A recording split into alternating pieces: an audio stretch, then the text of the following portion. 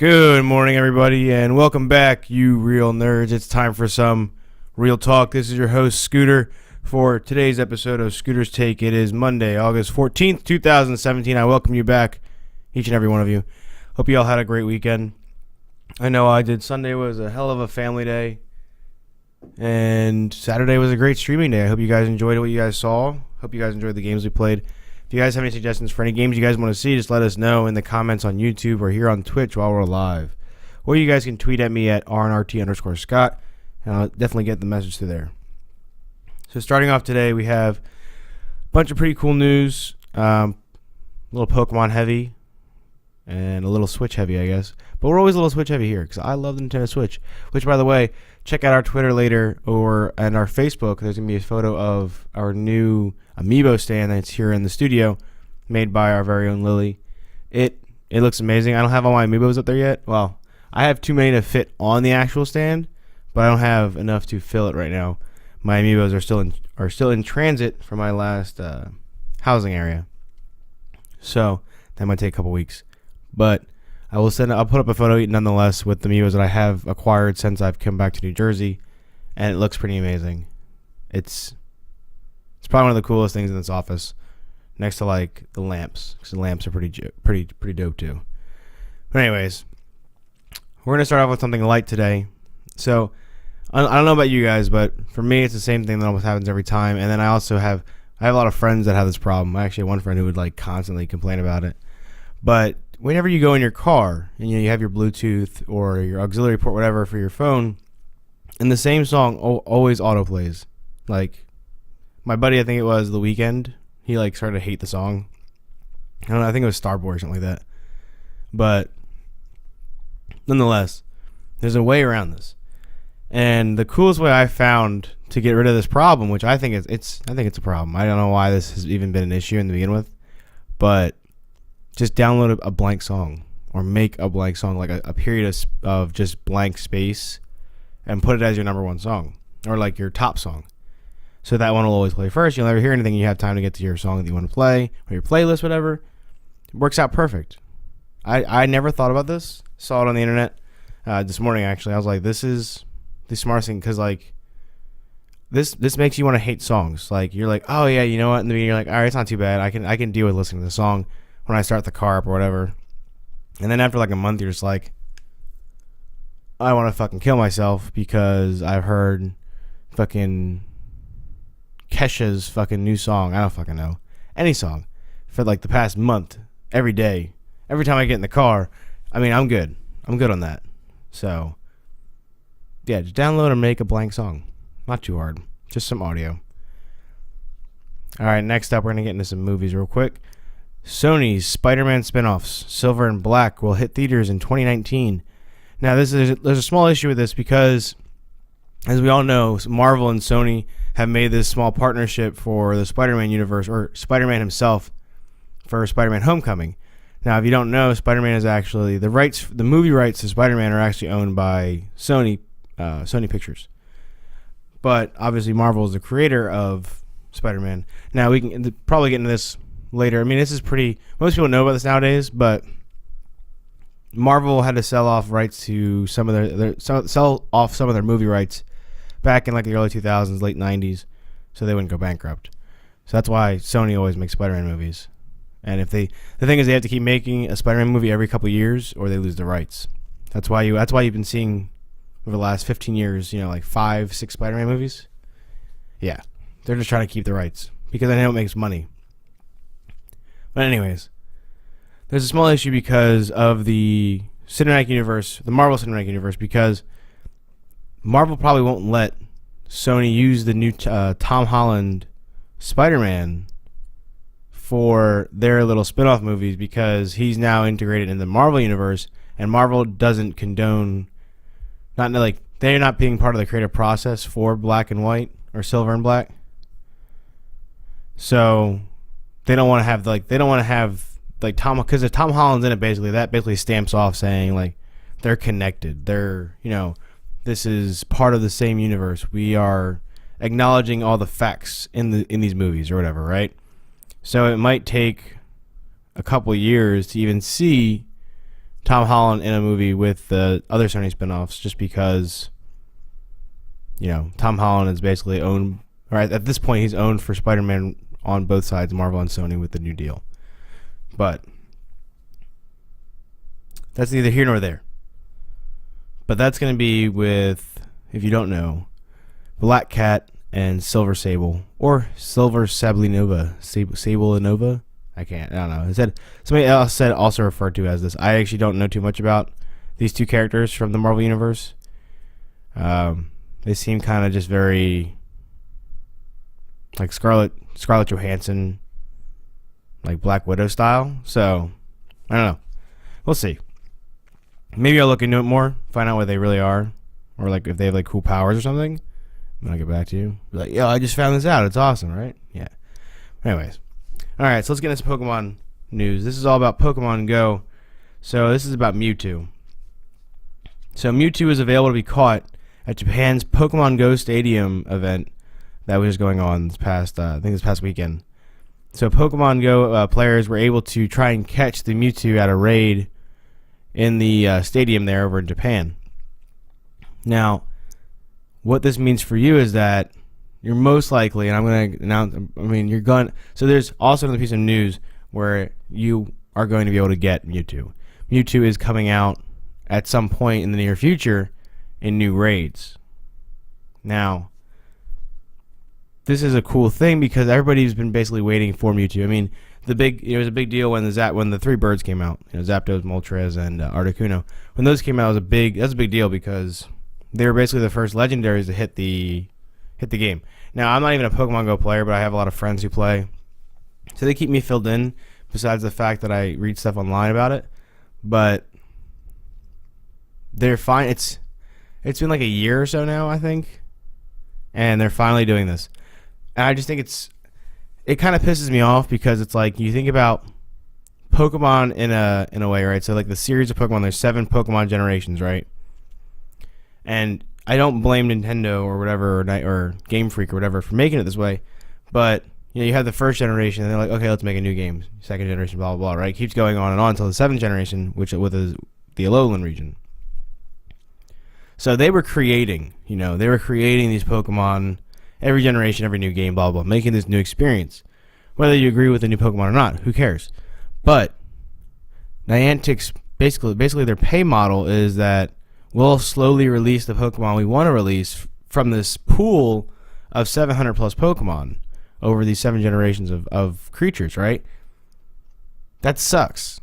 Because then you're basically like, okay, we're going through the Pokemon, world again, basically. Because they're starting from first, and who knows where they're going to end. Excuse me. But they're not exactly, we're talking about first generation legendaries here. Like a year later. First generation, like Generation 2 is already on Pokemon Go, but Generation 1 legendaries finally just hit the game. And not even all of them. No Mew. Mewtwo is now coming to it. We don't even know when. Like, Niantic, just give us more. Like, I might even even played if there was better stuff out there. You know how boring Pokemon Go was after a week? When basically everybody just wanted to have like an Arcanine, a fucking Blastoise. Like, it was just like, oh, let's just get everybody had the same shit. It was annoying. Snorlax, everybody's like, Snorlax. Like, Generation 1 and 2 are my favorite generations back to back. And a little bit of the Alolan region. I really like the Alolan region. I like the idea of the Alolan region. But you can't just add in these whole generations of Pokemon and not add in their legendaries, or at least add in the legendaries at a period right after you release that generation. Just because you can think about it like this: you just hit this region, but now you have to play for a little bit, and then explore the region, and then we'll release the legendaries.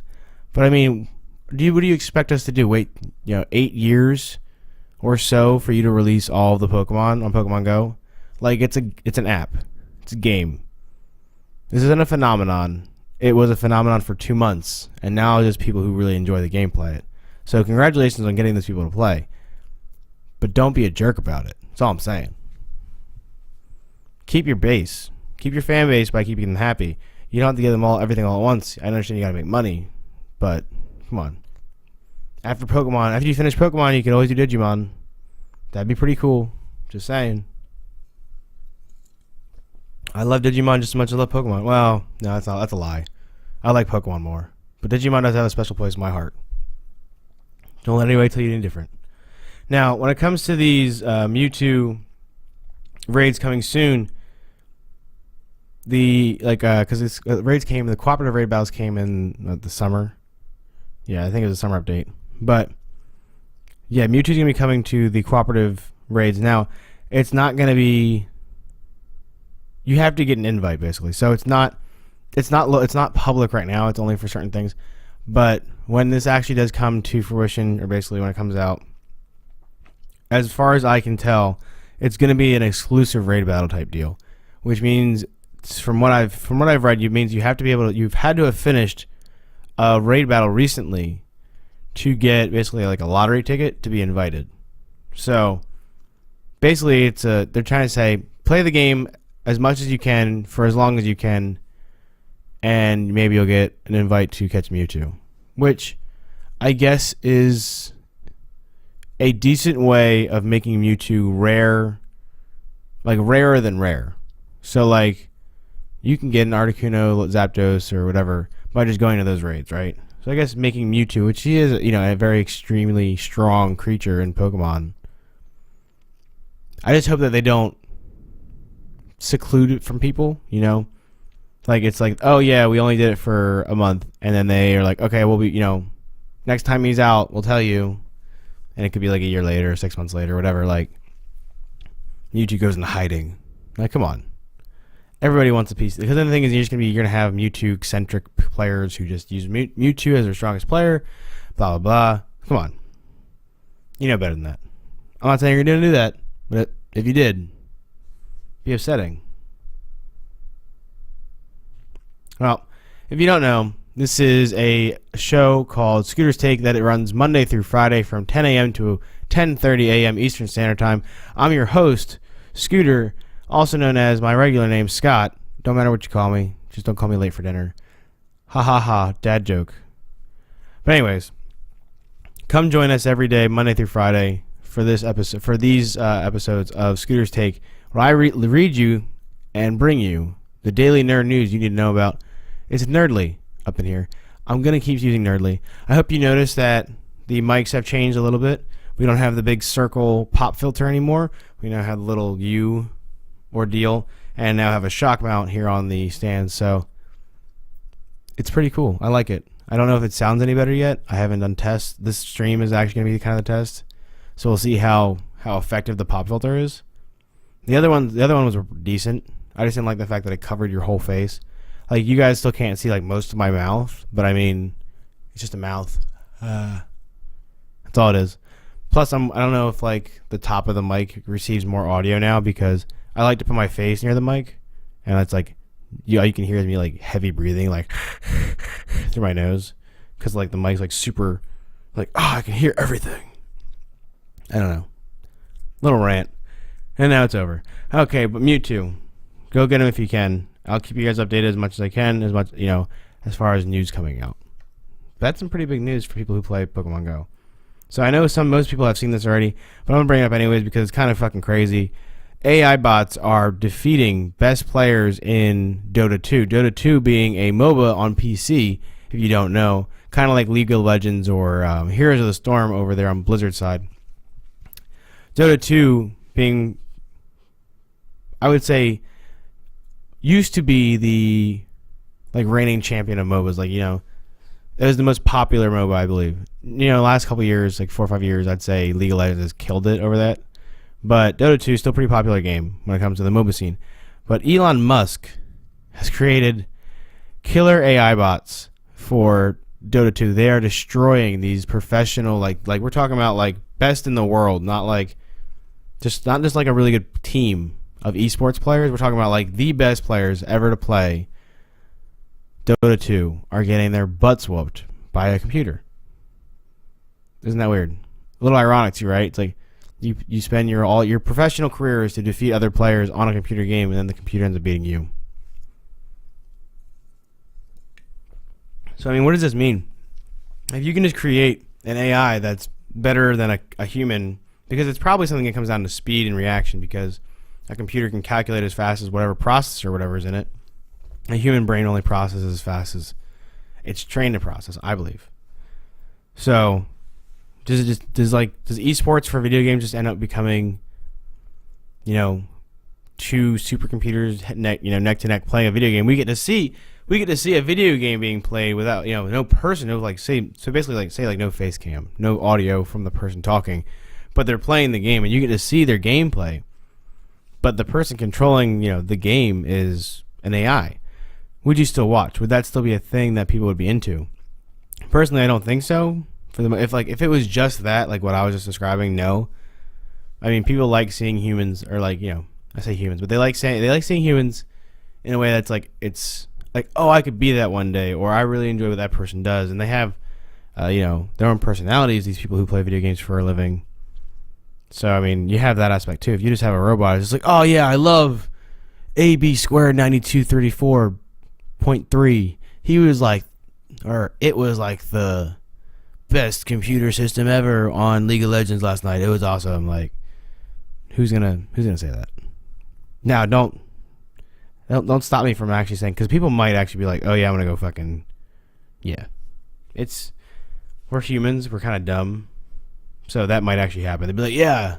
So fuck me for saying it, but what are you gonna do?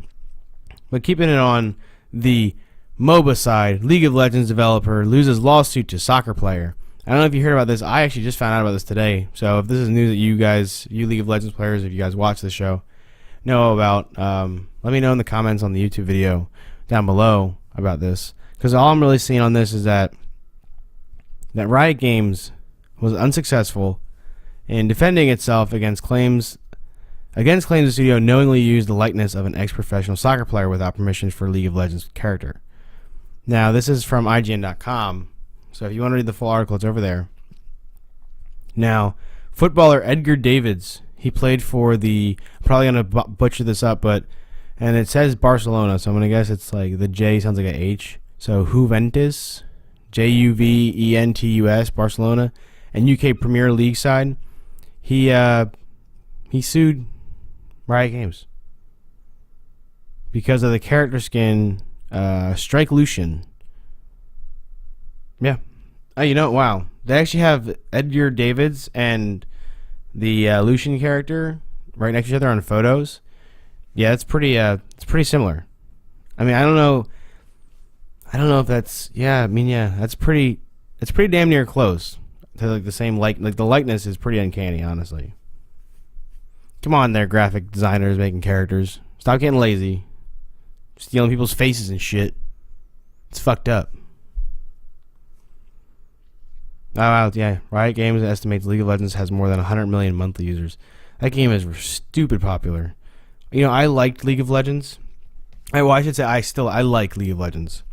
But I found myself playing more Heroes of the Storm because of the people I was playing games with at the time. Excuse me. But League of Legends is a good game. But Heroes of the Storm is just a little...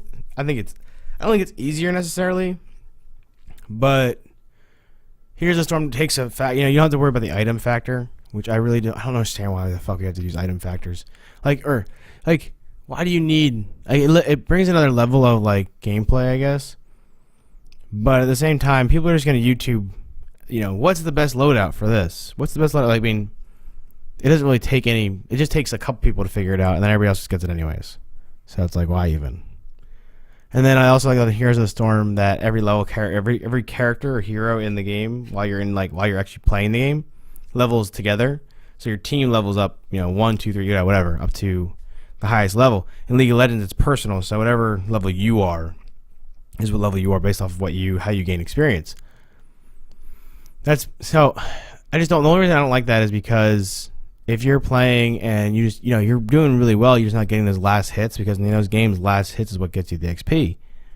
But, you're being super, Here's the Storm takes into account that some characters aren't going to earn XP as well as other people because of not doing as much killing or whatever, right? So, I like that. It's kind of like in Overwatch, which is also made by Blizzard, where like supportive characters like the healers and all that stuff, they get experience points, they get bonuses for doing their job, for being healers, for healing. They like stats come up for amount healed, blah blah blah, right? I like that Blizzard takes into account players that aren't playing a very aggressive role or a role that involves killing, you know what I mean? Or just not as much killing. You know, some players are really good at playing support, and they're a necessity when it comes to like actual gaming, like playing on like a professional level. So why not?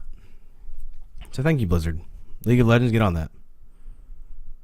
Next up, a little bit of movie action. Annabelle creation. So the RNRT gang, basically. Me, Bobby, Tim, Lily, who is Tim's the love of Tim's life, and she's the one who also made us the amiibo stand, and my wife as well.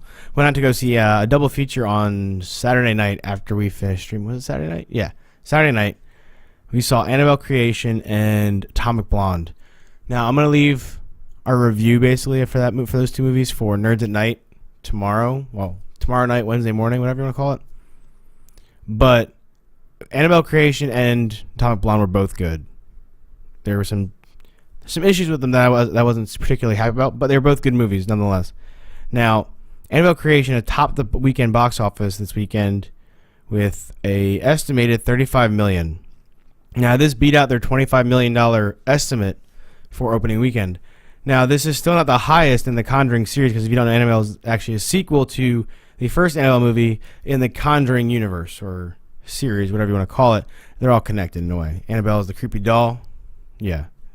Fucking hate the doll. Anyways, wasn't the highest grossing movie for opening weekend in the Conjuring series. The Conjuring 1, actually, the original Conjuring, did the best opening weekend out of all movies, which is kind of amazing because it was the first movie to come out in the series, but usually it's like, especially for horror movies, just because horror movies come out so often, and a lot of them are very similar in a way, to at least to something else, or they just aren't good in general. But yeah, The Conjuring 1 opened with $41.9 million, and then Annabelle 1 opened up with $37.1 million.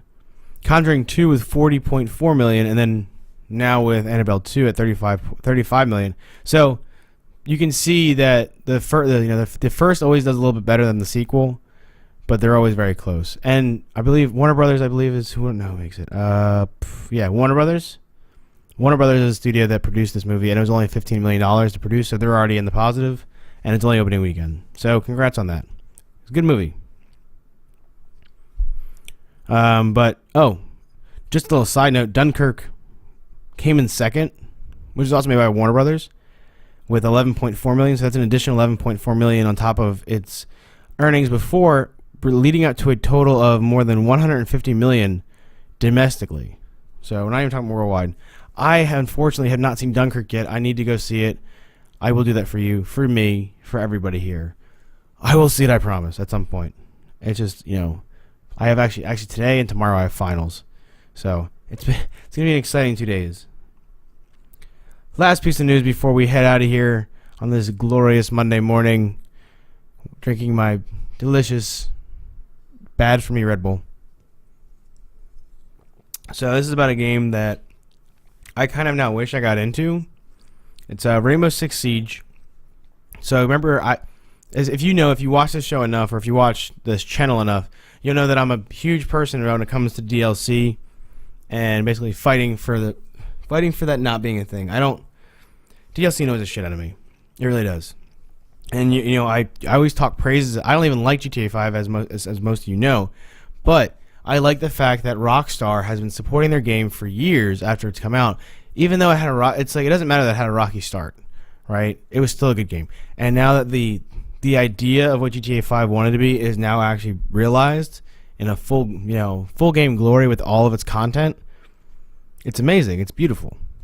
Now, Rainbow Six Siege is another game that has kind of done has done what GTA 5 has been doing for years, but a smaller scale. They don't just release a bunch of free content.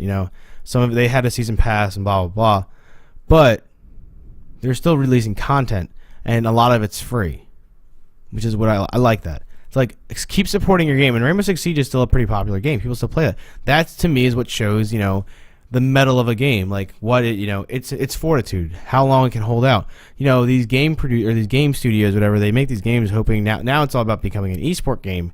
We got to make this game competitive. It's all about the multiplayer because people want to play on Twitch and yada yada, which is true. It's all true. Multiplayer is a big facet of our lives now when it comes to video games. But support the game. Like For Honor. For Honor could have been a really, really dope game, especially with updates coming every month. If they would have done that, right? But they got greedy. They wanted too much money, and they don't realize that Rainbow Six Siege still makes money, guaranteed. The 2 operators that are coming out for this new update, which is going to be called Blood Orchid, which comes out August 29th, if you didn't know. 2 more operators are coming out on that update. Now you can only get those operators. You have to buy them, I believe, or something. But you can only get them if you're a season pass holder on the 29th of August. Now, if you're not a season pass holder, you just have to wait till the 5th of September to get those characters. So small little window that you have to wait if you don't have a season pass. You're getting punished for it, but you're not getting. It's not like I hate Call of Duty. I love you. You're a good game, except for those Infinite and Advanced Warfare games, and Ghosts. But please stop doing this Sony bullshit. Like, I love playing on Xbox One. I love playing on PS4, but a month before you get the DLC packs launched on Xbox, that's kind of fucked up. I'm just saying, a month. Like, you're basically I have both systems, but that thing is that means I basically have to buy it for the PS4 and the Xbox One just so I can have it on PS4 so that when the DLC drops, I can be streaming it on this beautiful RNRT channel. But that means people who can't afford to buy a PlayStation 4 or whatever basically have to wait a month. And if they're Twitch streamers, that's affecting their livelihood. I'm just saying, you could help everyone out here by either shortening that window or getting rid of it altogether. So you don't need exclusives for that. We don't. I just don't. I don't think that's right. I think the same thing with Bungie. I don't understand. I get why they would not like to work with Xbox or Microsoft again because of the whole Halo thing. But it's come on. Don't make the game super dope for PS4 and then make it decently dope for Xbox. That's all I'm saying. But that's today's episode.